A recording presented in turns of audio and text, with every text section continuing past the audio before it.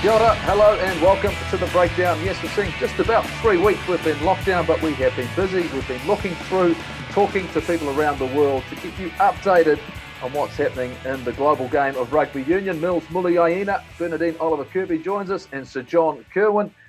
JK, as always, plenty to happen, but still, once again, first and foremost, how are you coping? Are we on top of things? And bottom line, is your Zoom getting a hammering? Yeah, Zoom's getting a complete hammering. I've had a pretty good week, actually. I've been sticking to a routine, which is part of what you should be doing, and that's really helping.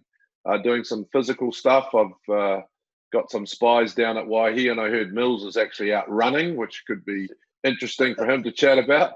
But had a fantastic Easter, actually. We celebrated like Italians do, so we had a very long lunch. We had 2 starters. And a main and 2 desserts and coffee and grappa. So usually you have a second main. You usually have a second main. What happened to your second main? It usually comes in somewhere. No? Yeah, I just felt I was eating a bit too much lately, Goldie, so we put it down to 8 courses instead nice. of 9. And 8 different varieties of alcohol. For you, Mills, how you tracking, mate?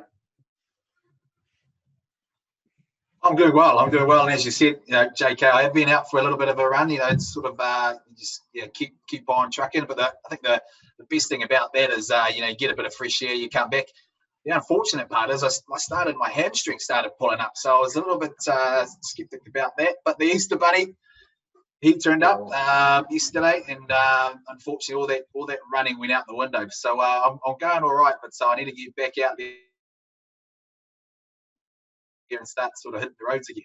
Talking of running, no one runs more than Bernie in this group. Bernie, you went for a run after last week's show. You sent me a little photo just as you're about to go for another gallop. How are you tracking? And I'll tell you what, how are you keeping up with what's going on around the rugby world? Oh, it is full on, isn't it? Like you guys, I'm just trying to count down the days and get some fresh air and exercise. And yeah, nice one about the Hemi Mills. It was bound to come out, wasn't it? I don't believe him. Interesting times with rugby. So many different things are going on despite no live rugby.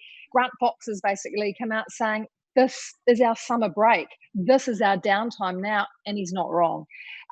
He reckons it could be about 18 months before we see any routine or semblance of rugby as we knew it.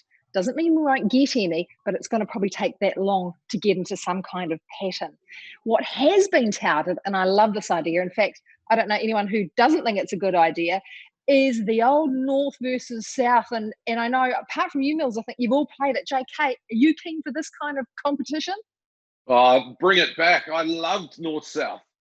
It was our state of origin back in the day. And the interesting thing back then was you're playing alongside someone, in my day for Auckland, and you didn't realise he was born down south. And then you got to go and play against them. So it really was mate against mate, which is fantastic. But the other thing that used to be happening nowadays was an All Black trial.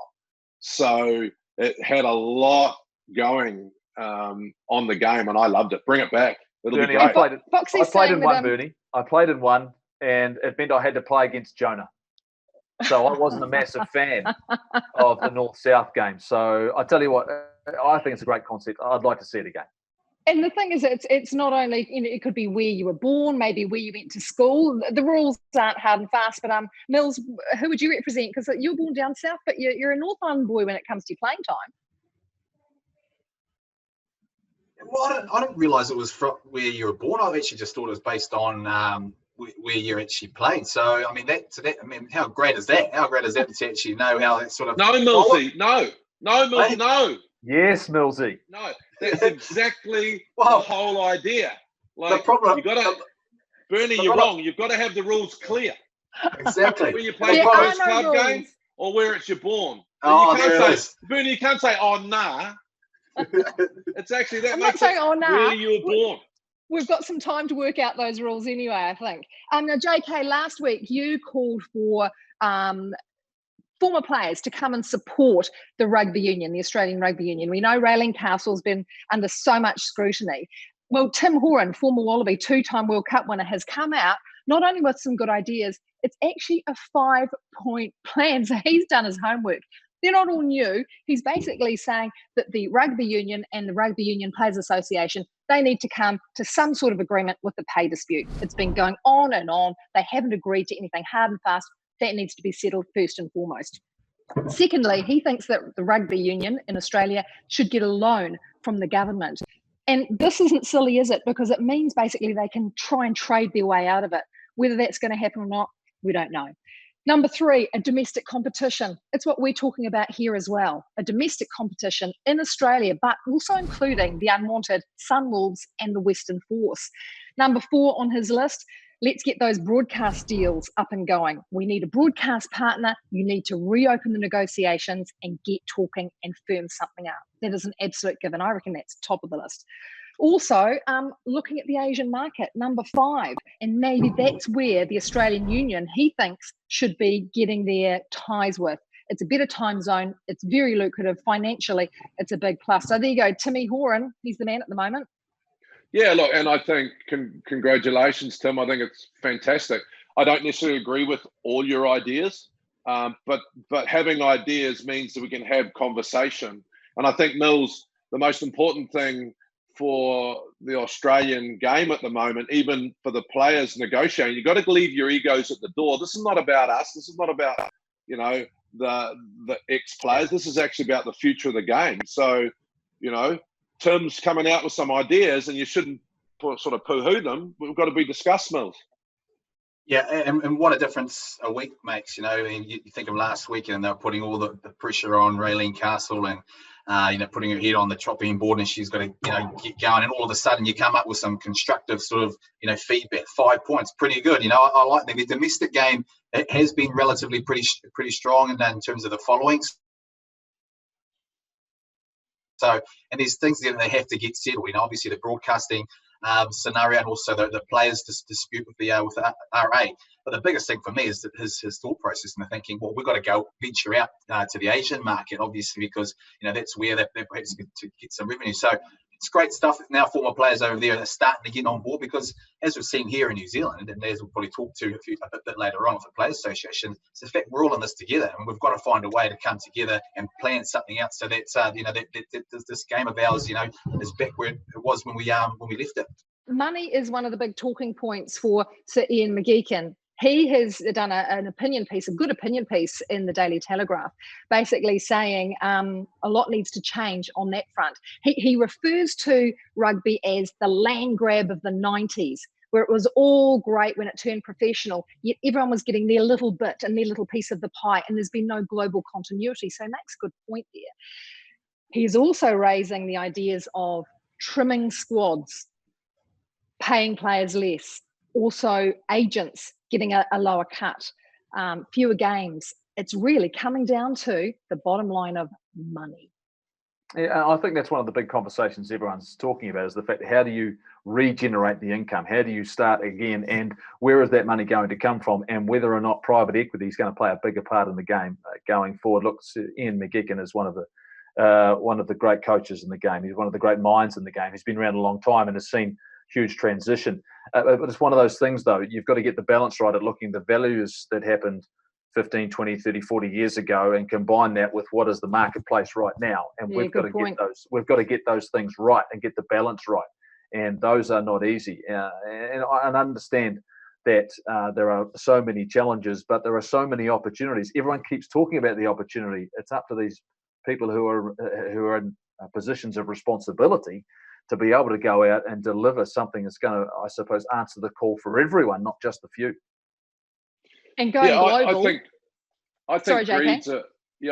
I think when you talk about finances, and Sir amazing man, and I think, like Mills and I spoke about before with Tim Horan coming out with some ideas, it's important to put these things down and then have an open, honest discussion, agree to disagree, and that's how we'll move forward as a team. I think, when you talk about how the financial pie is cut up, if it gets out of kilter, then the game's not going to be able to survive. People often quote to me, well, what about the NBA? Well, the NBA, the players take 49% of the revenue, but the owners are still making, 5, 10, 15, 30. It's still profitable. And I think coming out of COVID, what we've got to look at our game is it sustainable?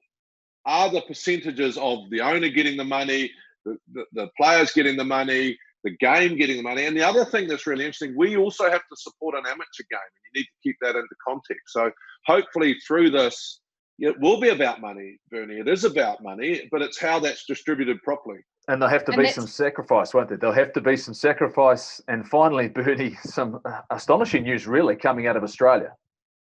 Yeah, Rob Penny, the head coach of the Waratahs, New South Wales Waratahs, is it fair for me to say he's basically been axed? He's been stood down with no pay, yet his 2 assistant coaches have been retained, and that is what smells a little funny about this whole setup. We know that it's tough times. 70% of New South Wales Waratahs staff have been axed, stood down without pay. The chairman, he has taken a 30% cut, as most have. So they are trying to trim where they can. They have reiterated this is not performance-based, but you've got to wonder why you would let your head coach go, your kingpin, in a time like this when you're retaining other staff. So I don't know, is that a good look? Is it desperate times? It's certainly probably something that Rob Penny didn't foresee, despite it being not a great season for what people are calling it the Waratahs. Well, of course, there's so much going on in the game at the moment here in New Zealand, closer to home. Look, of course, there's so much conversation between the players, the organisations, the unions, the franchises. We're lucky enough to have 2 of those people on the show today, and that's Rob Nichol he's the boss of the New Zealand Rugby Players Association, and one of the representatives, of course, All Black Sam Cane from the region of the Chiefs, and of course, being part of World Cup campaigns and everything. And lads, thanks so much for joining us. Rob, first and foremost, though, this lockdown, it's been close to nearly 3 weeks. How have you coping? You told me beforehand you've got a little bit of property you've been able to get some training in, but how have you dealt with the challenges of being at home for 3 weeks? Yeah, well, it's actually been quite good being busy, and having a routine and getting stuck into things, and just been grateful, I guess, Goldie. We know it's a unique situation. We're pretty fortunate as a family. We're together. We're happy. It's all going pretty well. We know a lot of people are struggling, so yeah, I've been grateful and just structuring your days and giving a bit of sense of purpose. And mate, we're getting through it, and yeah, no complaints whatsoever. We're into it. Sam, for you, the purpose for you, I suppose, is to try and keep in shape. How's that going? And bottom line, if you're doing it by yourself, how tough is it to motivate yourself to continue to drive and keep yourself in top nick? Yeah, g'day, Goldie. Just prior to lockdown, I was talking to Lachlan Boucher on the phone. I said, where are you going to go? What are you going to do? And he said, I'm not sure, talk about bunkering up with someone. So I got off the phone and rang my wife, Harry, and I was like, what do you reckon about Lockie and his partner moving in with us? It'd be quite good to have a few extra people around. And she's like, yeah, that'd be a great idea. So straight back on the blower to Lockie. So he's moved in with his partner, Bex. And then Harriet's younger brother, Liam, who's down in Christchurch, 20-year-old aspiring rugby player. He just managed to get a flight up to the North Island in time. So there's 5 of us in the household, and 3 of us who are, training for rugby. So that certainly helped with motivation.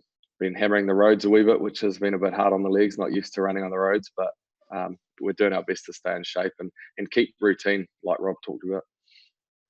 Rob, I've got to ask you, first and foremost, look, reality is there's a lot of information floating around in terms of the conversations you're having with New Zealand Rugby. I mean, how accurate are those? And can you give us an update of where those conversations are at right now? Yeah, look, to be honest, I'm not 100% sure what's floating around, but in terms of where we're at with New Zealand Rugby, we're in together, very much so, with the clubs, the provinces and all the people. From players' perspective, right away, we're provided with a lot of information, all the financials, all the medical stuff. And I think it would be fair to say we feel like we've been really in the mix with it all, which is great. So good relationship-wise, good that we're in it together. And also really cognizant that, some really big and tough calls are having to be made by New Zealand Rugby and the clubs and the provinces and the rugby clubs around the country, the impact on community funding, the impact on the professional game. It's significant, and it's having an effect on businesses associated with everyone. So probably the big one early on was just we got a bit of a head start, I suppose, in seeing the kind of impact this was going to have. And we're just feeling for a lot of those people. And from a player's perspective, we know we've got to step up. We've seen Bodie and Dane come out and acknowledge that we've got to step up and do all we can for the game and to put us on a footing where we can survive a worst case scenario. And so we've been working up a remuneration strategy to deliver that. So, worst case scenario in our mind and New Zealand Rugby's mind is no rugby this year. What do the financials look like? What do we have to do from a player's perspective to play our part in getting through that? And then if we work really hard with them to be ready to go, should the opportunity emerge, then that's the key. And then if we do get a chance to get on the field, making sure we deliver then. And that's been our approach. We're getting down to the detail. Hopefully later this week we might be able to come out and explain to everyone what we're doing. But we know we've got to play our part, and the boys are going to, and the girls are going to step up big time. Rob, I know it's a difficult time for all of us, and we're working together, and I think that's fantastic. Across the Tasman, you're here seeing Raylene and the players not reaching agreement. They're talking about 65%. You go Northern Hemisphere, they're talking figures all the time. But I mean, is a flat sort of percentage a possibility, or do you have to look at different cases, probably like you would with the different sort of grades of payment? I mean, is it an across the board thing, or something that you're trying to work out in different phases? Yeah, look, it's a good question, JK. To be fair, it's we've got some principles we want to observe. So, in looking at the model that we've been discussing with the players in New Zealand Rugby and the agents, so we've got 14 accredited agents who are all ready and available to provide players with support, and our personal development managers as well in the same boat. So they've got all the information. They're all part of the conversations, because it's one thing to go in there and say, hey, listen, this is what remuneration might look like. It's another thing to make sure you've got the support to help people pull the levers and make the decisions they need to make now. But to answer your question, we look across the board. It's not about a straight percentage. No, it's not. It's about saying, okay, this is what we want to try and target by the end of the year. And it's a pretty significant number, mate. And then we look at what payments are due between now and the end of the year. What can we set aside? What do we have to pull back on, and what do we have to effectively freeze? And it's a combination of saying, team assembly fees. Well, we're not, in the worst case scenario, if we're not playing, let's look at freezing those. And then we sort of go down the different benefits and payments, and ultimately look at retainers as well. We also have the principle of wanting to look after those that are perhaps at the lower end of the scale. So, if you're thinking Black Ferns, Sevens, draft contract players, players that aren't earning sort of more than that $50,000 kind of level, there's an obligation on the group to make sure they're taken care of and they don't hurt so much. And then we're obviously fortunate enough to have some good earners, and those guys and girls step up as well and recognise that they're probably going to shoulder a little bit more of the responsibility. So I have to say it's been an incredibly impressive process from the players' perspective, real maturing, I think, generation. And I think that's what this COVID-19 is doing to the country, really. It's a real maturity of the generation, and they've been great. Yeah. Sam, let's talk about it from your perspective. You're going into a rugby season thinking you're going about playing rugby, and then all of a sudden this challenge is being faced by not just us, but so many sports and everyone across our country and across the globe. How hard has it been for you to put that aside and go, you know what, I've got to consider so many different things now, and for you putting that hat on, how have you approached it? Yeah, good question. To be honest, it hasn't been too tough. I've certainly realised that rugby's just a game, and it only takes, particularly I've found in the last 10 days to 2 weeks, where you hear more and more about businesses struggling, about people getting laid off, and when you start to hear these things, it really hits home a lot more. And I know there's people in the Chiefs who have had to minimise the staff that are working, all these type of things, and then you realise our roles are pretty small, but we just want to make sure we're doing everything we can to help sort of navigate through this time. One thing we can control as players is making sure we're staying in good shape, so that when the time comes to get back out on the field, we can put a good product out there. But we realise that a lot of people are hurting during this time. So, yeah, we just want to, I suppose, from a player's point of view, we want to be able to look back when we get through this and think, yeah, we dealt with this in the best possible way in terms of New Zealand rugby, and we can just look back on it with pride that we did the right thing. How do you get the collective voice? How do you talk to the other players across the country? Is that your responsibility, one of your responsibilities? And how do you, I suppose, gather their opinion about what they're dealing with and what, I suppose, they want to be a part of going forward? Yeah, so technology's been outstanding in this space. Pretty much every team will have a WhatsApp group. So WhatsApp's been unreal, and then so is Zoom. So the work that Rob and Kev Senior do with the Players Association is world class. We're very lucky to have them, and the communication that they go back and forth between each Super Rugby team. So there's a couple of representatives from each Super Rugby team. We'll communicate with our team, go back to Rob. Pretty much at the moment, once or twice a week, we jump on a Zoom conference like this with, I suppose, you'd say they're the leaders of each Super Rugby squad. We nut out everything with Rob, fire through any questions, and then myself, Sam Whitelock and Sarah Goss are also part of another group who is predominantly made up of CEOs and board members and Rob. So we're mixing with some big dogs, but that's the idea behind that group, is to look at the best way to get through this time from a rugby point of view, commercially, and what a competition will look like depending on when the levels get down to level 1, realistically, is when we'll probably be able to play rugby. So lots of communication, but we've got plenty of time on our hands to make sure those communication lines are open. And yeah, it's been, like Rob said, I've been really impressed with how collaborative everyone is, from the players to New Zealand Rugby. Everyone's working together to get the best outcome for rugby as a whole. Rob, I know that it's very, very important, and this collaboration, and this is what I love especially about our game, is people are prepared to step up and make sacrifices. But where are we sitting internationally? I know we've got to look after a little bit of our own backyard first, and our brothers across the Tasman are struggling a wee bit. But are you also talking internationally as a players group to say, how can we collectively come out of this? Yeah, like as Sam said, we also each week we've kind of had the whole squad. So we'll get all the Sevens women on a call, we'll get all the Sevens men, or the Super Rugby, or the Black Ferns, the whole squad come on. And we'll update them, sure, around the financial outlook and stuff like that. But also, JK, exactly to your point, we'll talk about where things might be heading, what's happening globally, particularly around the international rugby scene. At the moment, a lot of conversations and willingness from World Rugby to look at solutions. So July is obviously looking unlikely. So, can we push July into October and then play November, and what would that look like, and will the clubs cooperate? So all those conversations are happening. We have weekly link-ups with the other player associations from around the rugby world.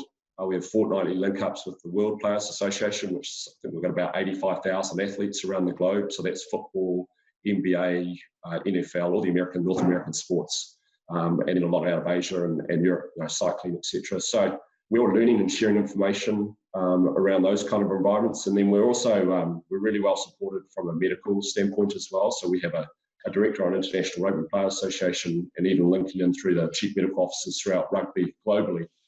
We can go into them with any question at any time, and they'll come back with a consensus answer. So it's been quite impressive about how everyone's pulled together and shared information. You reference Australia, and we've been talking to the Player Association, Justin Harrison, who's heading that up over there. And the benefits, I guess, we have here is we have a solid relationship. We're sharing information, and then we're able to get aligned and unified in terms of how we deal with the challenge.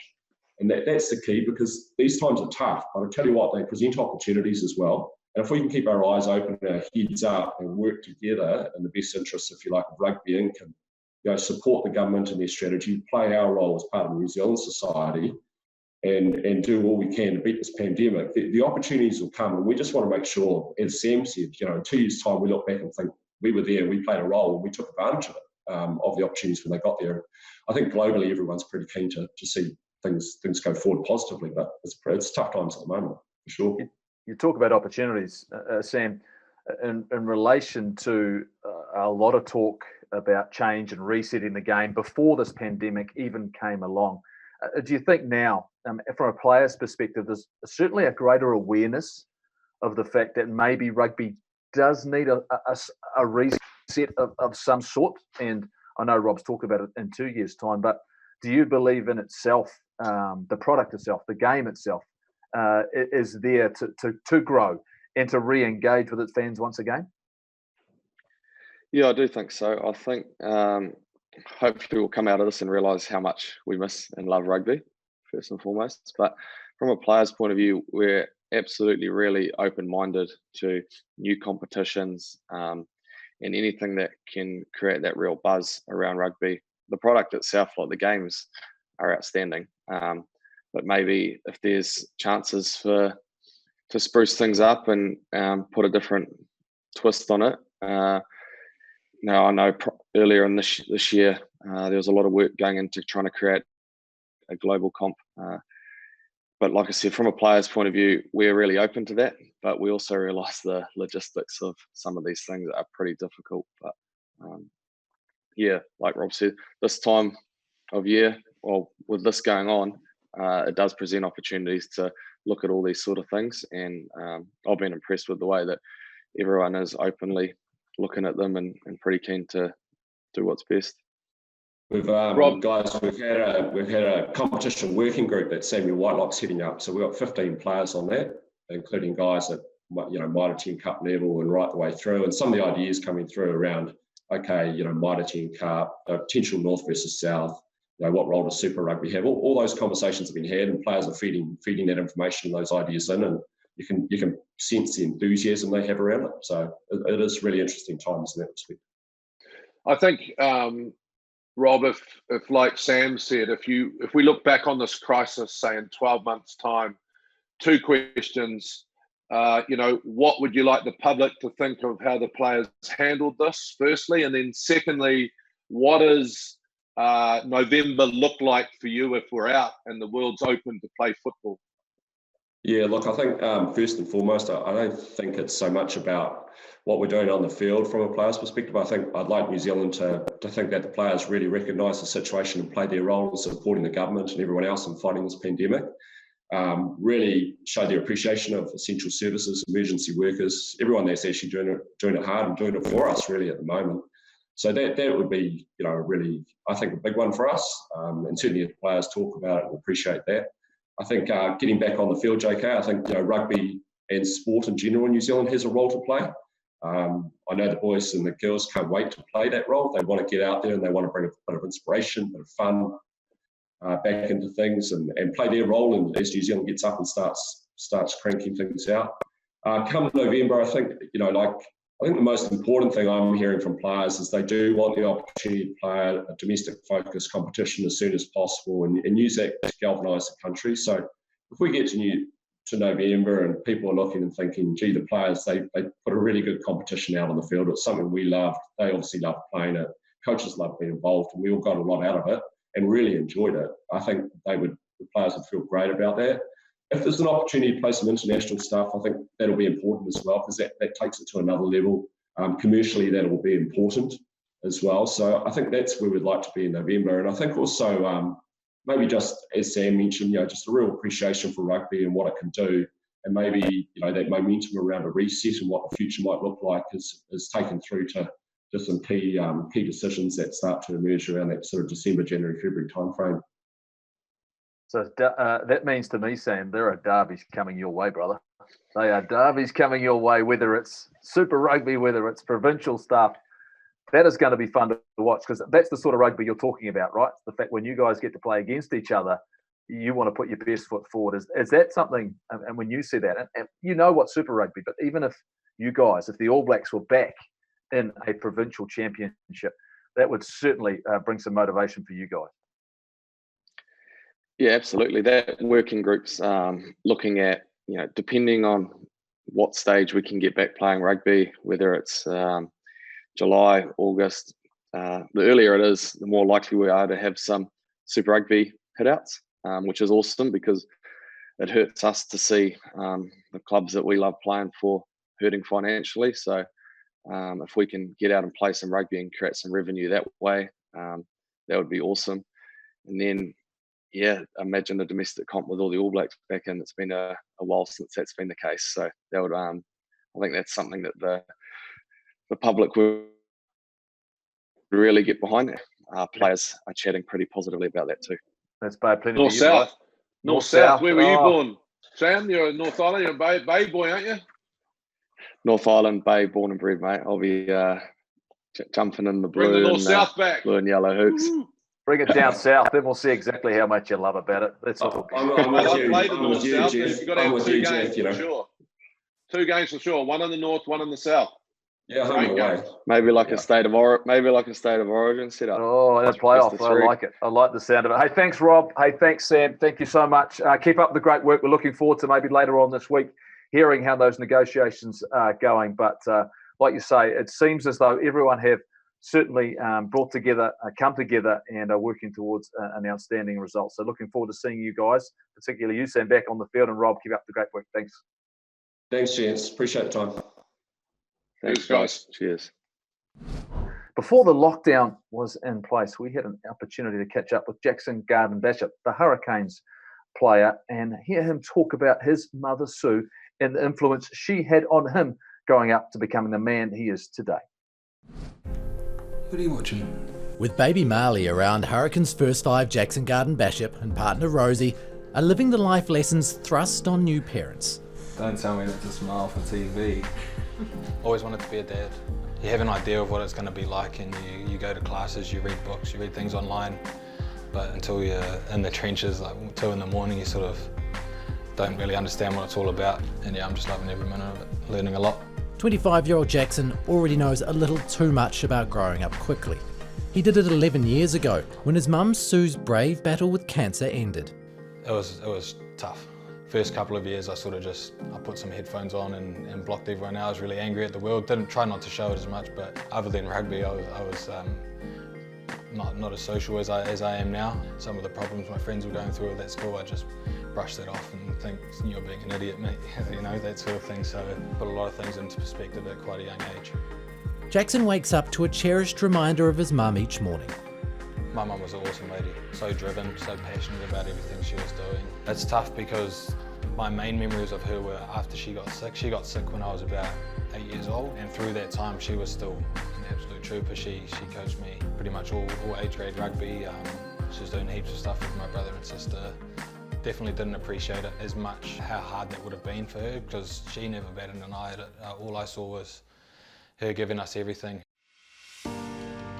And it wasn't just Jackson and siblings Georgia and Connor that Sue looked after. She was a pillar of North's rugby, coaching juniors at the famed Porirua club throughout her fight.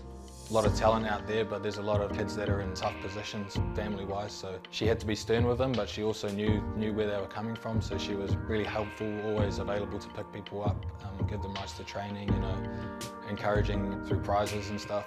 She also helped kids outside of the area. "Where's Mummy?" he asked. Dad took a deep breath as Georgia and Jackson came in and sat on the bed. "She's not well," said Dad. "Last night the doctor told us Mummy had cancer and she has to stay in hospital for a while." Sue self-published a book. Who Will Tuck Me In helps kids through the challenges hers faced and remains one of the most popular at the Cancer Society. She snuggled up Connor in the blankets with his favourite teddy. She read him a story, then tucked him in and turned out the light. She must have been so tired, but she never showed it to us kids. Sue Garden-Bachop's sporting achievements are also inspirational. She was an original Black Fern, as well as playing touch, hockey and basketball for New Zealand. She formed a sporting power couple with All Black husband Stephen and broke major barriers as a coach. Yeah, she was definitely a pioneer for women in rugby, I think. Obviously the first woman coach of a men's premier team over at North, so she was awesome and determined to make sure that something that she was passionate about, she loved playing rugby, that other women in her position would have the same opportunities and more opportunities, which they are getting now, which is cool. Do you think you'd be a pro rugby player if it wasn't for her? Oh, it's tough to say. The building blocks of my rugby were fundamentally from her. You know, Dad was always around. He's a huge influence on my rugby, but in terms of the hands-on coaching in those junior grades, it was pretty much her, yeah. For you being coached by her, what was that like? You know, at the time it's like, sometimes it's, oh, mum's coaching, it's not cool to have your mum as the coach, but I'll give anything for her to be the coach now, so yeah. And she could have been. Oh, she would have been, I have no doubt. You know, if she had stayed healthy, she would have been, if not running New Zealand rugby, I'd say at this point. She was that type of person. "I love you more than the stars," said Connor. "And I love you more than ice cream," said Mum. Connor giggled and shut his eyes. While Sue Garden-Bachop's book ended, her legacy lives on. It makes me sad that Marley will never get to meet her. You know, I appreciate like the 13 years that she was around for me, the values that she was able to instill in me. I'm remembering a lot of them now, or they're coming forward now, and I'm hoping to pass them on to my kids. She was special.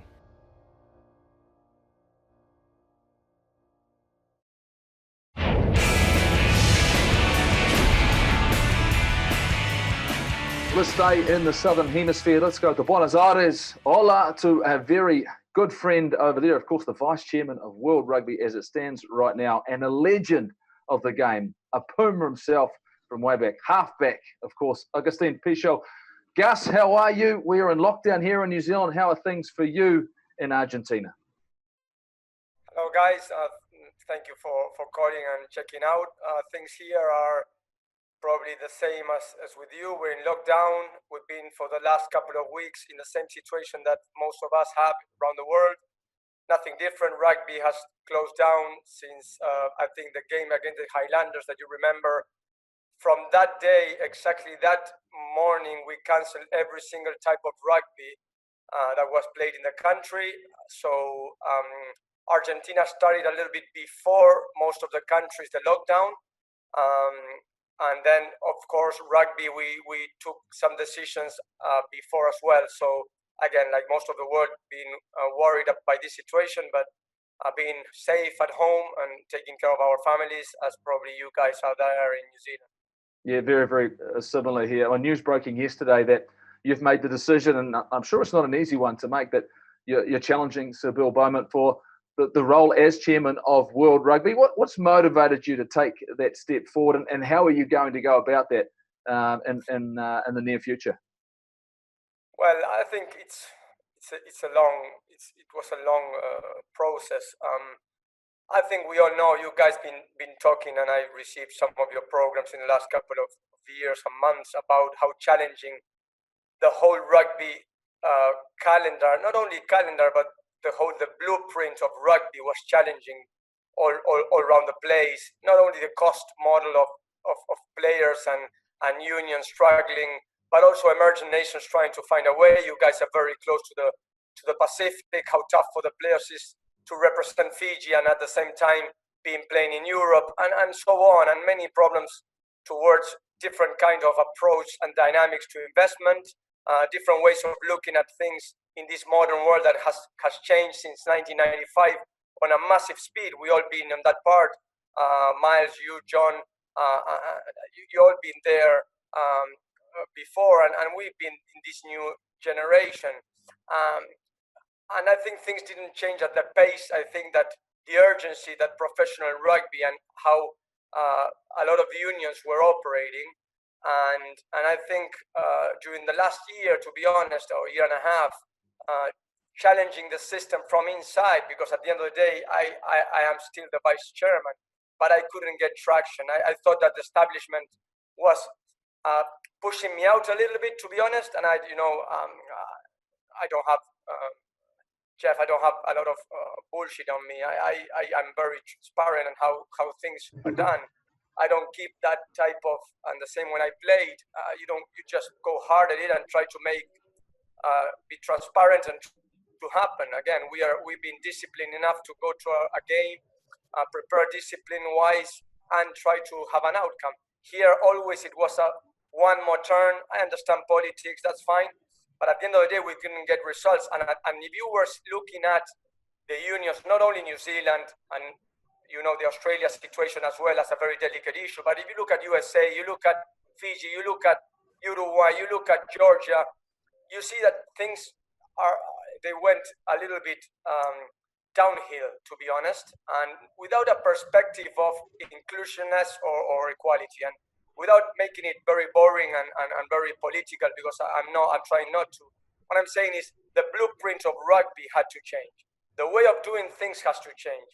We cannot carry on working the game without having the players side by side with us, telling us, guys, how many weeks you need to rest, you tell us how we can organize the future, taking care of you, for you guys, not for you as stars or as prima donnas, as telling us how you can get more income, not only yourself, but for the system, for them to invest properly in emerging nations in women's game and in sevens. And that's how I've been pushing the last 4 years. That's how I think, and that's how I feel.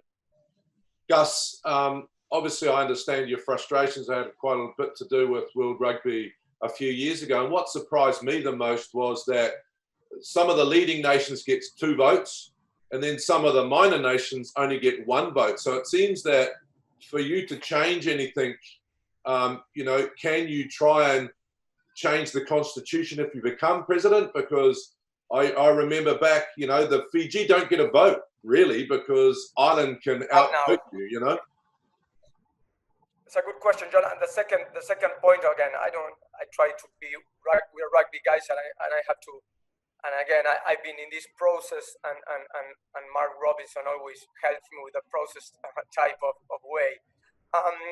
It's about in the second point of the manifesto that I brought to people to understand it very simple and not to bullshit and not have any round the edges parties.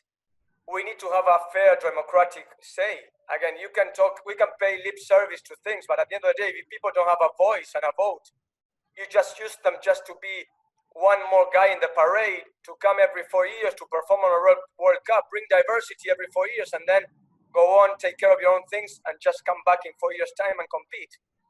The Fiji situations against Uruguay, they lost that game, is not a coincidence, guys. It's a question of Fiji not having a proper plan and a proper place in a tournament week in, week out. It's as simple as that. We all know we are from high performance. We understand how the game is being played. If you don't have a proper investment into that, you cannot perform. That's it. It's simple. And you need a vote. You need to express how you are and what circumstances you are for them to make decisions easier. I think the interesting thing for me, I read your article and your vision. We're talking about it down here. So what does a real global game look like for you? You win tomorrow, you say, this is what we're going to do. What are sort of 2 or 3 things, simple things that the world can understand what a global game might look like? Well, first of all, as I said, you bring into the room the people that are important stakeholders of the game, that are the unions and the private equity sector, call it clubs and call it CVC, Silver Lake, call it however you want, because they are part today of the family. So you cannot, it's a business now. So you need to bring them in and find with the nations and the emerging nations and the clubs being in that private equity as well, bring them onto a organized calendar that you can just create more income. It's simple, it's quite simple, but very complex at the same time.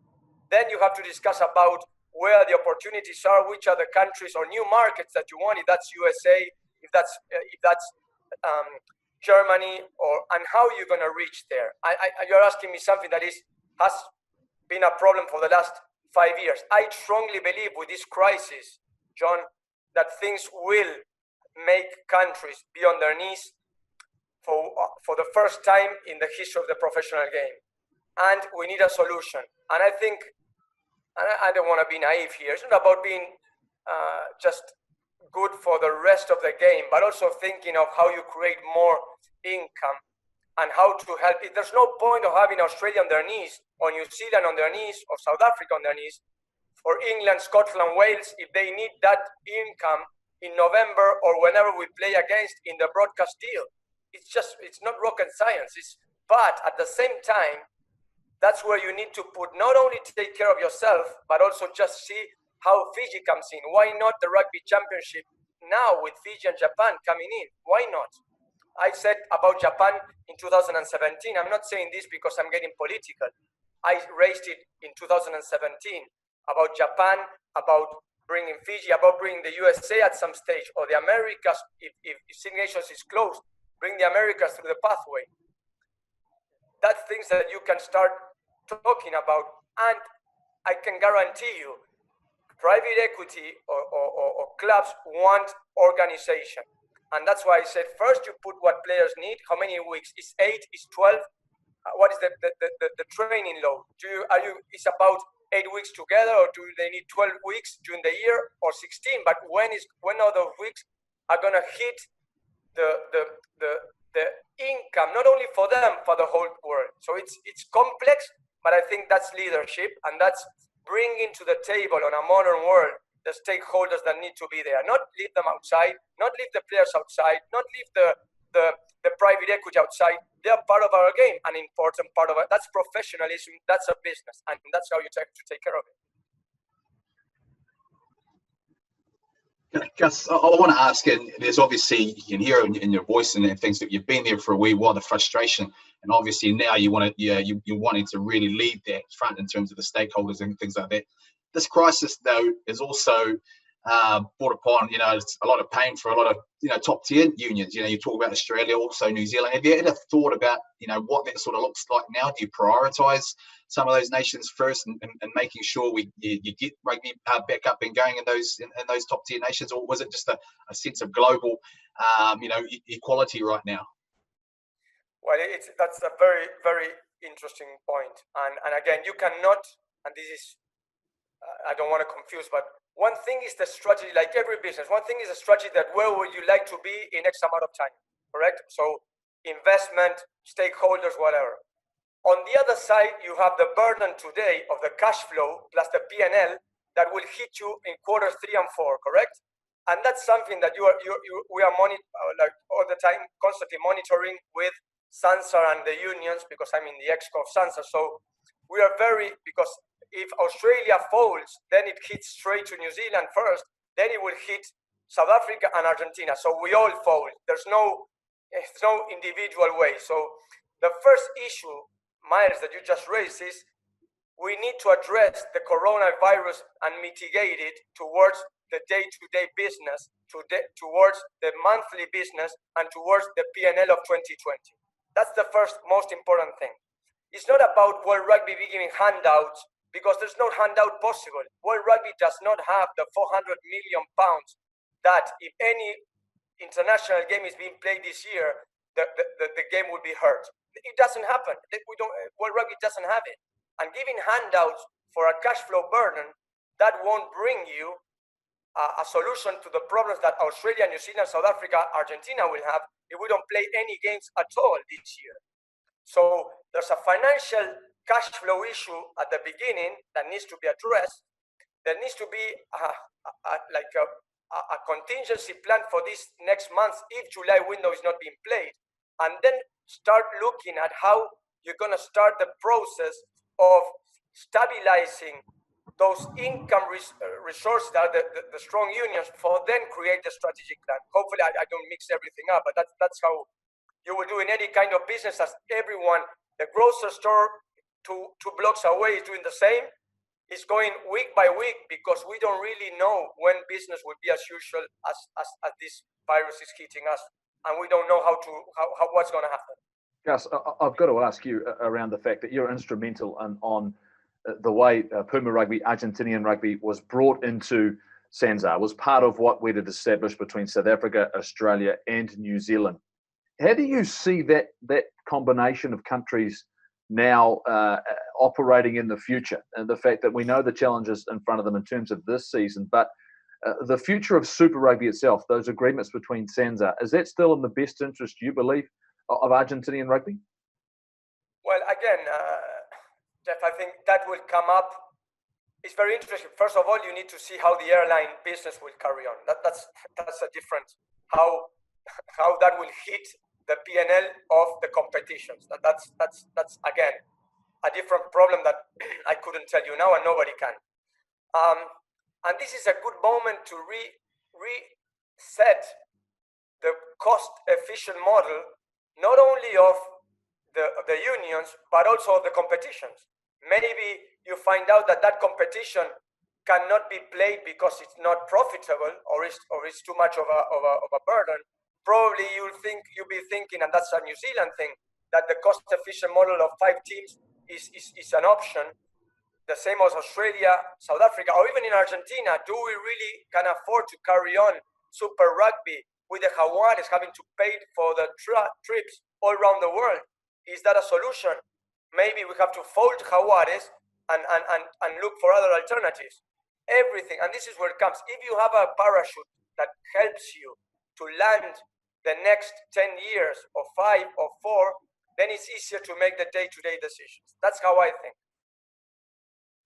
Yeah, so I think for me, the game has been pro since, 1995, 1996, but I feel that our administration hasn't really kept up the same pace with professionalism. I've always felt that our administration has still been a little bit old school. I mean, how do you attack that to get some real good strategy around the table, to actually start thinking like a business rather than, and this is no disrespect to the people because they give a lot of time and they're good people, sort of old school mentality to this game? Well, again, John, I strongly believe in leadership and doing things. I was very clear. My time, I always think, for us as professional sport people, is very precious. We know that we have an amount of time to make a difference, to stamp on your career and say, I made something special. I find the same way with the administration, and that's why I'm running now. It's not that I love being the chairman of World Rugby because I will be on the newspapers flying business class or playing golf. Believe me, I don't need that. And that's where I think it comes with hands-on leadership and to work very strong with a business mindset. What is important to change, first of all, to change culture, and you guys know it, and somewhere I learned a lot from you guys, is for changing culture, you need to change habits. For changing habits, you have to be disciplined. So that's the only way. And be repetitive, disciplined, and if you fail, you go back again and you do it better. There's no way you can be getting results if you do the same copy paste every single year for the last 20 years. It doesn't work. I've been there for years, and I feel that it has been 20 already. And it's slow, and it's process driven. Everything. For example, I give you a small example. We all upset as rugby people for the offside lines, correct? It's very difficult to referee the offside line. The game closes. I work with technology a lot in my businesses and with different Piero and different Hawkeye technologies in soccer, in other part of my business. Last 1 year and a half ago, I just said, guys, why don't we put virtually a line on offside, or somebody offside saying 13 is offside, 7 offside. It was the same as asking to go to the moon and conquer Mars. Exactly. And I said, guys, it's just something that we release the man in the middle and the guys on the side to just make a better decision. And just look at the game, the breakdown, and it's very complicated. And many other things that happen in 1 second like this in the modern rugby. Just get the guys on the side the time, or somebody upstairs to say offside number 10. And that's simple. Penalty, you'll see that everyone start being on their place because there's a machine that will tell you every single time you are offside. I don't know if that will give more dynamic to the game. What I'm sure it will put people on side very quickly. And for you, is that one of the frustrations around the fact that not only is it off the field, is it on the field? Do you think maybe that the product needs to be a little bit better? It needs to be stronger, and particularly at the different levels. How do you manage that? The fact that test match rugby versus the professional level, the club game. For you, who's responsible for actually making those adjustments to make sure that the product is right? First of all, I would put players and coaches, to be honest. The guys that, again, if I think that I or somebody only from World Rugby can tell the All Black coach or Eddie Jones or whoever coaching in the best union that are 24 hours, as you know, looking at every single detail. If they cannot help us, who can? I don't know that anyone outside of those guys and the players can help us on that professional type. Then it's a very important what you said. It's very important that the traceability of that law goes to the guys that play on the park, girls or boys that play on the park here, just 2 blocks away, that just want to have fun. So that's the most important work you have to do. How that offside line that we are really worried about, of that hit that we are worried about, then have some impact. And I had a lot of discussion with some of the Kiwi guys about being soft by the high tackles. I said, guys, I understand, but unfortunately, we have to. The biggest, the most important thing are the safety of the players. If one kid, if one girl or boy down the road sees that our top guys are hitting low, they will just take care of themselves, and that will make that parents will like to bring their kids to play rugby. And I see it that way. Then we can discuss about the threshold of the card, and it's a more complex. But at the end of the day, what you want is that kid to be protected by the law. And then in the professional game, how we more entertainment game. So that's the balance. But at the end, Jeff, the most important guys that know about that are the top coaches and players. And last 2 weeks ago, we had the law review group, and not every coach was there. I will put just the coaches and top players on that innovation space to just get all the information I can. Gus, I want to talk about the gaming world as well. You've obviously taken a good look at Generation X and things like that. I think you've quoted in the newspapers as saying there hasn't been a better game come out than the 1995 John Kirwan Rugby. Can you give us an insight about that thought process and where you're thinking about in terms of, I suppose, revenue, and also the reality that Generation X is a very big market? Well, I have kids 19 and 16, and I'm another kid as well, coming to Fortnite and League of Legends and playing every type of game. So I love it. I always been in love with that part. That's why, again, my favorite game was Lomu in 1995. I used to play it in the PlayStation 1 every day. And we lost that. I mean, we were very innovative at that stage, and then we lost cadence. And it's not about a game. It's about the approach towards young boys and girls, how we make them feel interest on a great game. I think, Miles, that, again, if you look at, and I like statistics, if you look at most of the statistics that come back from international rugby, or you say it's white male over 50. That it's a fact. I'm not telling you anything wrong. I push, and I give you an example. I spend it with Canon a lot of time with that. You've seen in the World Cup that you've seen like a special viral that went like 360. You remember that you showed like a 360, and the try, you had one of the Springboks tries, one of the tries of TJ, I think it was there on 360, and it was amazing. It took me 5 meetings to convince World Rugby to push for that technology and to push Canon, that was doing it for free, to make it happen. And I thought that we should have done live in that for kids. Live, that type of game, Canon didn't have it ready, but it would have been amazing to have that kind of technology for the young generations. A World Cup for young generation, to have different technologies, to go into the player, look all around. Those are the things. A kid, a girl or a boy of 15 years old will not stay 80 minutes to watch a game. You know that. We know that. We won't. So how do you bring them in that type of exercise? It's a video game. Video game is very old-fashioned, but it's e-gaming. It's talking to EA Sports about getting a good product in and download it with all the main consoles in the market. We need to explore it. We haven't. It's frightening. Gus, I mean, all the things you've talked about today, I'm sure gets us excited about the possibilities, the opportunities that are in front of you. We're really hopeful that you get plenty of support globally for the opportunity to maybe become the chairman of World Rugby. I can only apologise the number of times on John Kirwan Rugby I dropped the ball. That was one of the things with John. He made me fast, but with bad hands. Anytime someone got I always pass it to you.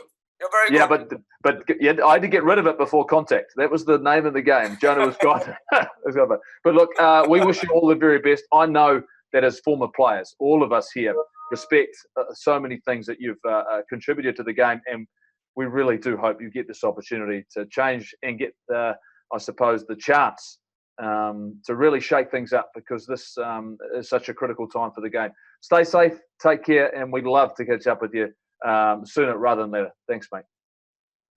Thanks, guys, and I wish you all the best. Stay safe. Take care of your families. Good luck. Thanks, guys. Bye, guys. Bye. Now, I don't know about you guys, but I'm fired up. This is the sort of thing I like to hear from administrators when they talk about changing the game, JK. Mills, or should I say Miles, I think you talk about the future of the game. For me, I like what I'm hearing from Augustin Pichot, the fact that the changes he's looking at Mills, the passion he obviously has for it, but bottom line, he's going to have to bring a lot of people his way if he's going to get some significant change. Oh, and that's it. Yeah, you're absolutely right. He's going to need a lot of support. The current regime, they've got a lot of that. They've been there for a number of years. But I think you should take comfort from that as well. The fact that he's been a part of that regime. He's the vice chairman as well. He's been there a long time, and you can sense the fact he's got a lot of frustration, in his voice, and he's been there, so he knows what's going on. He knows it hasn't sort of evolved the way he perhaps thought it was, and now he's actually, bringing his voice into it. He's gonna need a lot of support, but I love the way he's gone about it. He's very passionate, and I know there's a crisis on at the moment, and perhaps this is now a really good time to actually strike. The fact that everyone is in crisis mode about our game. So fantastic, and I hope he goes well. Yeah, same with me, Goldie. I mean, I really enjoyed the things he had to say. I mean, that offside line is just a really simple, common sense way to attack it, right? If it gets lost in politics, you've got a whole lot of people around the table and it gets lost, whereas really simple, just do that. If he can apply those sort of leadership philosophies to the game, we need it. I mean, I think Sir Bill Beaumont's an amazing man. He's been an amazing rugby guy. And so are a lot of those guys around that table. But this game needs change. We are at a crossroads and we need some young, innovative leadership. And, he'll have his faults like everyone does, but I think he understands what our game needs at the moment. And our game needs change. And it should start at the top. Like he kept coming back to leadership. There's going to be a lot of things that have changed outside of COVID, and it is a nucleus for change. And so let's change. I was thinking, how do we help them?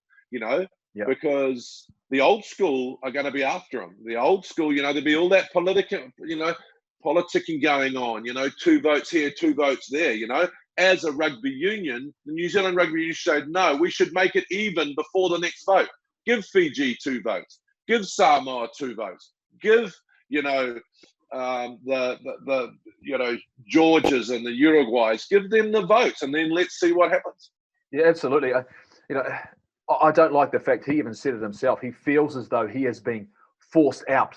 When you listen to someone like him, who is obviously representing not just Puma Rugby, not just the Southern Hemisphere, but representing the game itself, and the fact he has been there and done that, he understands the different levels. What I liked about it as well is he wasn't just talking going down one avenue. He was exploring everything.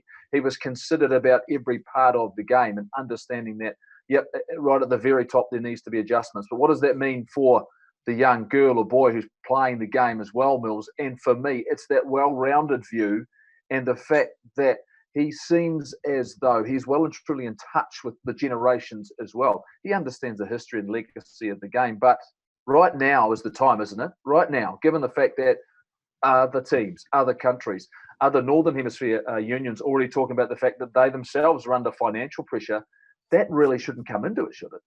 Is this the chance to relaunch the game on a global sense? And is he the right guy to bring it all together? Well, he mentioned reset. I totally agree with him. Now is probably the time to be able to reset what happens there, and it's brought everyone else onto the table on a possibly a level playing field, because everyone's in crisis mode. He's reached out, he's gone out and thought a lot about what the game actually looks like. He even spoke in terms about handouts. I mean, they haven't got the capacity, whereas we're sitting here thinking, well, where's all this money that they've generated over the years and World Cups and things like that? But he doesn't solely believe in that because they haven't got the funding to be able to do that. So he's thinking bigger and to make this game grow a little bit different, and he's targeting some of those markets that would perhaps over the years just gone traditionally, just think, well, if we keep it the same, the game's safe. But he's willing to explore different avenues, and he's obviously thought about this for a very, very long time. Let's follow him and support him. 3 things for you, JK? 3 things that really appealed to me. Let the coaches and the players decide what the rules should be and what they look like. I'm all over that. The second thing is we need a global game, and we know that because there's a disparity in finances. And the third thing that I enjoyed about what he's saying is that private equity is part of our future. We need to stop leaving them outside of the tent, bring them into the tent and talk to them. I mean, when you think about football, it's had private ownership all its professional career. We need to bring these people into the tent and ask them, what they need to stay involved in our game and keep investing. Well, it's a massive opportunity, massive time for World Rugby, and whether or not Augustin Pichot can find his way to the top of that tree, we can probably only hope as former players. Like I say, loved hearing what he had to say today.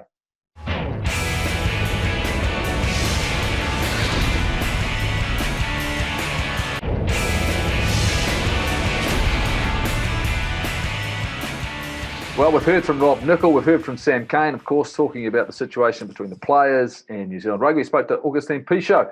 He's having a crack at going for the chairman role at World Rugby. Now we talk about someone who loves to travel, has been around the world, has been around Japan rugby for a long, long time. We went looking for Andy Ellis, and this is what we managed to find.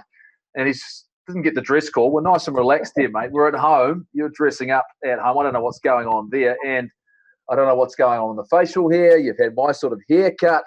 Mate, run me through it, though, for you. Coming back from Japan, how did it all happen once this pandemic got confirmed and all of a sudden we're at alert level 4 here in New Zealand? It was all kind of a little bit crazy, mate. They just told us, you can have a couple of weeks off, go home, guys, but you're due back in 2 weeks. And then we got home, and then a couple of days before we were due to fly back, kind of everything just got sort of cancelled really quickly. And so, we're midway through our season. Everyone really enjoying what they're doing, and literally just within the space of 2 weeks, everything got cancelled. I suppose a little bit like Super Rugby, and now we're all just sort of at home now, twiddling our thumbs a little bit, waiting to hear kind of what happens next.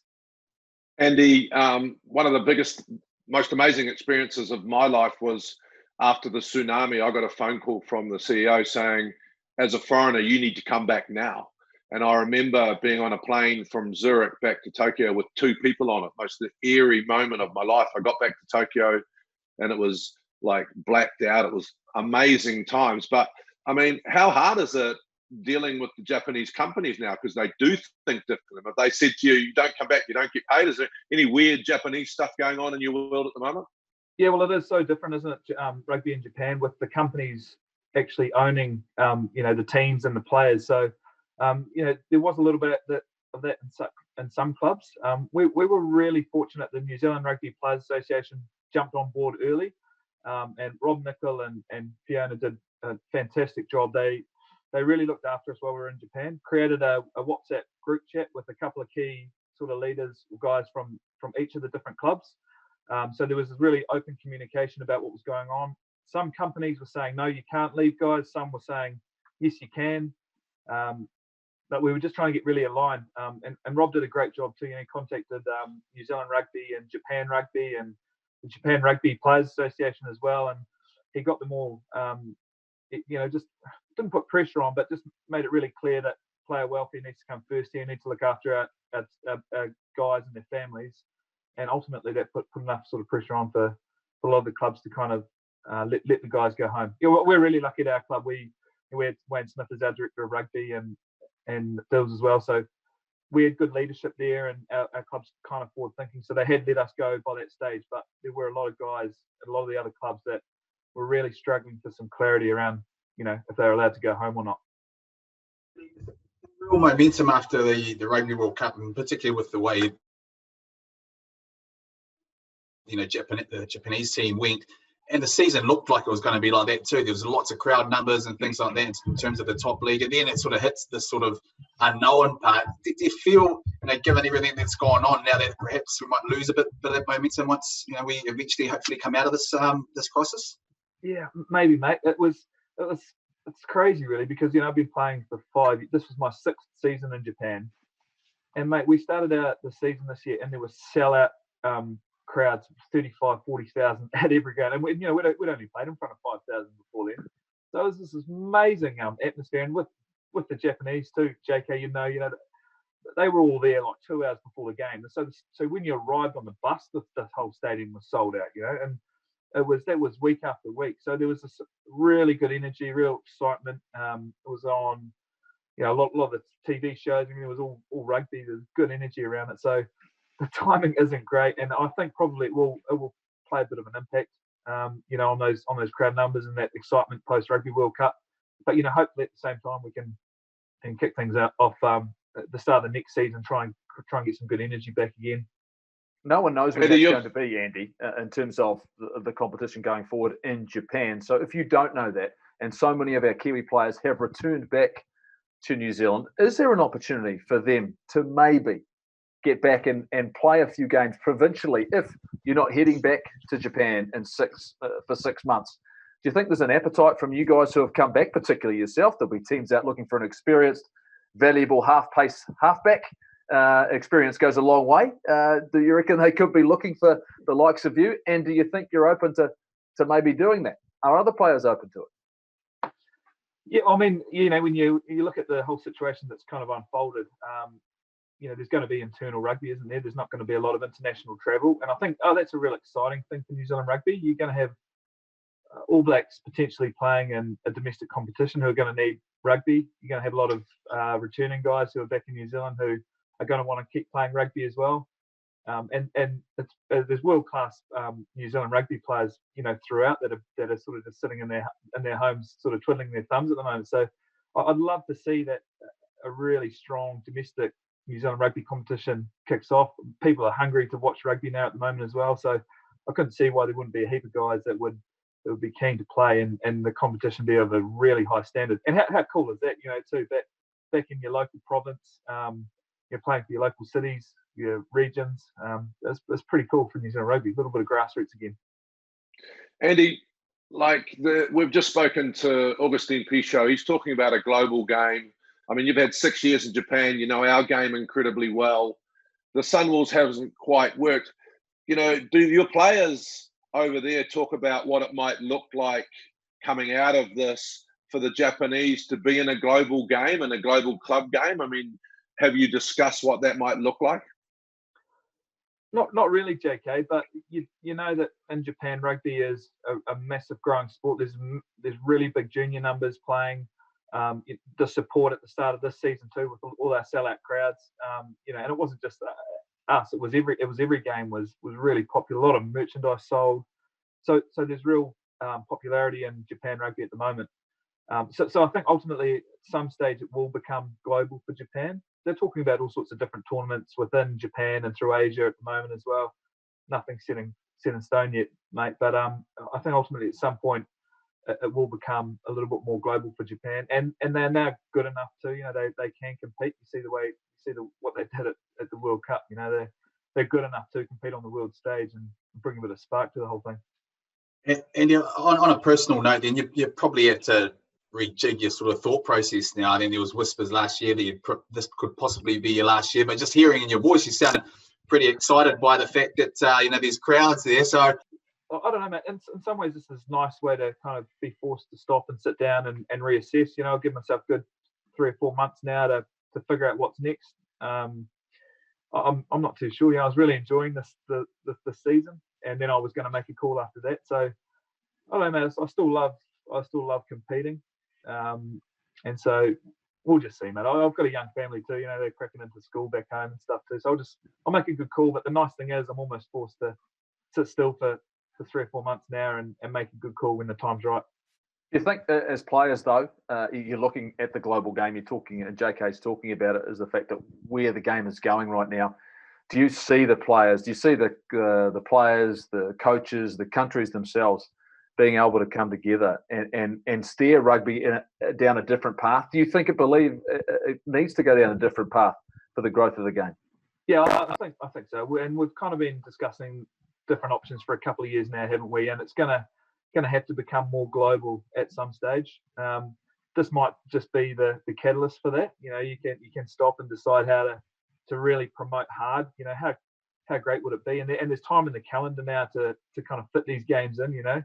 Northern Hemisphere versus Southern Hemisphere games, and even internally, South versus North again. All these games that we haven't been able to watch for a long time now.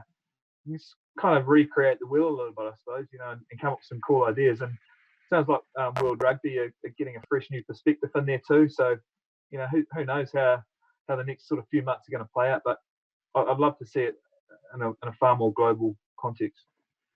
There's no doubt for me, mate. You can take the jacket off now. You can go back to doing what you're doing at home. Relax, chill out. I mean, you're overdressed the show. You've dressed us up, but mate, it's great to get a different perspective. It's always great to have you on the show. We've had you on build-ups before. Looking forward to seeing you back in front of the television again. Maybe I'm sure there's a role for you there if you're thinking post your rugby career. But mate, stay safe. Look after your family and have a shave, will you? Mate, thanks, okay. And yeah, I know I look good on top, but mate, I won't show you what's down below. Enough said, and that's where we're going to end you. Thanks, mate. Talk to you soon. Okay. Well, we've certainly heard from so many people today. Andy Ellis coming out of Japan, Rob Nichol, Sam Kane, Augustin Pichot, who's the vice chairman right now. Will he be the chairman or will he be on the outer? We'll bring back Bernadine. A lot to sort of absorb and take in, but it just shows there is so much activity in the game. Look, I'm looking forward to the next 7 days before we come back and discuss what I'm sure is going to be some fantastic and amazing, I suppose, progressions of rugby as we go forward. Absolutely. And I think Pichot is the bravest man in rugby. He is taking it on at his most fragile and he's got a challenge ahead. And one would hope someone with his passion would get a chance to evolve the game and make it something great, because I think without doubt, it's going to change. We just hope it's going to go in that right direction, not only for the players, but for the fans. We just want some rugby. Yeah, we want some rugby. In a week's time, they're talking about possibilities, Bernie. I mean, for you, do you need some space right now? Are the runs doing the job? Do I need some space? Need some a trip space? to the supermarket. I bumped into a friend at a safe distance, I might add, in the car park. I felt on the way home like I'd been to a 3-day weekend in Sydney. I felt like I'd had some time out. It was great. I am ready for this to be over, like everybody else, but we're on the home straight now. We've just got to keep doing the same thing. It's going to, but in some ways, though, Mills, as things maybe as they ease off, and we're going to take our leadership from our government and from our health officials, and certainly every 1 o'clock every day I tune in and I see how we're going, what are the numbers, what's the information they're telling us. I actually went to the supermarket for the first time on the weekend, and it was almost like I'd noticed myself behaving differently and looking at things differently. It's going to take a long time to get back to normal, right? Oh, you're certainly right. And when you talk about that 1 o'clock, I mean, that's definitely on the record button on your decoder at the moment, because that's what you want to be seeing every day. But what I've loved about this also is, I mean, what a difference a week can make, but also the clarity that we've had in terms of where the state of the game was before this happened, but also, where things are heading and some of the thoughts of people that are right and amongst it. So, has it come at a good time? I know it's a big crisis. What it's actually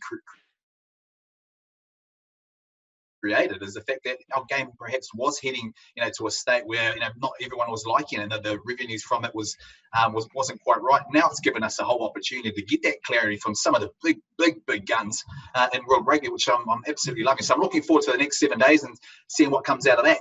As I talk to people, they've enjoyed the benefit of time. All of a sudden, they've had time to do some things, whether it be at home, catch up with people, JK, to get out and exercise more, and maybe form some habits when we do get out of level 4, level 3, level 2, that are going to help people in their everyday life as we get some normality back. But today was a very special day for you, the launch of Mentor Mia, and run us through the time and effort and what it gives New Zealanders an opportunity to be a part of it and help themselves too.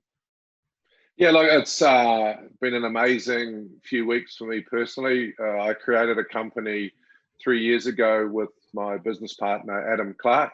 And what we wanted to do was create a mental health tool for everybody every day. So you can get a benefit of this tool on a daily basis. So we've developed the app, and sort of 3 weeks ago when we realized that COVID was coming, we decided to try and give it to the whole of New Zealand during this time for free. I rang a couple of my mates, David McLean at Westpac Bank, and he said, go for it, JK, I'm into it, all over it, I'm going to help you. Steve Yukovic from Kiwi Bank was the same. I rang Robin Shearer from the Ministry of Health. And so with that combination of people helping, we've launched it this morning, and it's free to everyone. You can go onto the App Store, download it, And really, it's just like having a mental health coach in your pocket. So you can learn about COVID, you can learn about things you can do just on a daily basis to stay a little bit better. So exciting times, and really out of this whole COVID thing, we're hoping that people will realise that their mental health needs to be, front of mind every single day for us to stay well. And like you said, Goldie, we're all going to do things differently, and hopefully mental wellness, mental fitness, mental health, whatever you want to call it, is going to be a big part of people's lives in the future, and hopefully Mentamere can help. All Well right, done, team. JK. Absolutely. That's outstanding. Stay safe, everyone. Take care. We look forward to joining you in 7 days' time to give you everything you need to know about the game of rugby, but also maybe a little bit of hope and optimism, which we're starting to see for the future. Take care, and we'll see you next Tuesday night.